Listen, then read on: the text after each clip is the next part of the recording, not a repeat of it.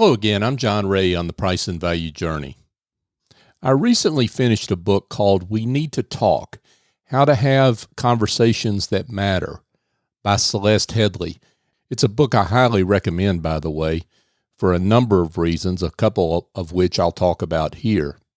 There's some obvious human reasons why we all need to improve our ability to communicate with each other, but there are some business reasons as well, Headlee notes, and she references research by Nobel Prize-winning psychologist Daniel Kahneman, and he's the author of Thinking Fast and Slow, another book I highly recommend, by the way.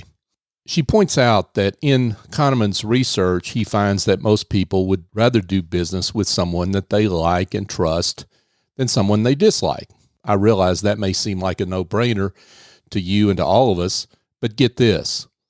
Customers will choose a likable person over a less likable person, even if the likable person's product is lower quality and higher priced.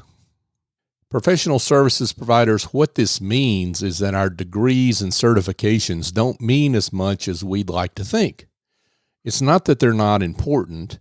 It's just that our expertise at a certain point is assumed. Further, our ability to price our services effectively is more closely tied to our likability than our expertise. Let me say that again. Our ability to price our services effectively is more closely tied to our likability than our expertise. We're given a lot of latitude and dollars by our prospects and clients if we are likable. A major piece of likability, too, is tied up not in how well we express ourselves, but how well we listen. Headlee goes on to point out a red light warning in all of this. The smarter you are, the more you'll assume that you know your biases and therefore are effective at self-assessment. In fact, Headlee observes the exact opposite is true. Research indicates that the belief that your intelligence protects you from erroneous assumptions may actually make you more vulnerable to them. Our intelligence actually works against us as we evaluate our likability, objectivity, or our ability to listen. So here's the question then. What do we do to put a check on our erroneous biases and assumptions about ourselves? Now, for me, it's having a few individuals who I can trust to tell me not what I want to hear, but what I need to hear.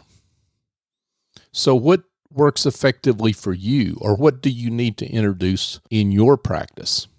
It could be hiring a coach. It could be engaging a mentor. It could be having an unofficial board of directors. Whatever it is, though, you need to have some friendly yet frank objectivity coming from a trusted third party that will help you overcome the limits and the biases that are inherent in your intelligence.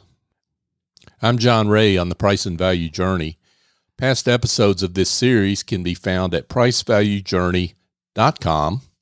And if you'd like to connect with me, you can send me a note, john@johnray.co. Thank you for joining me.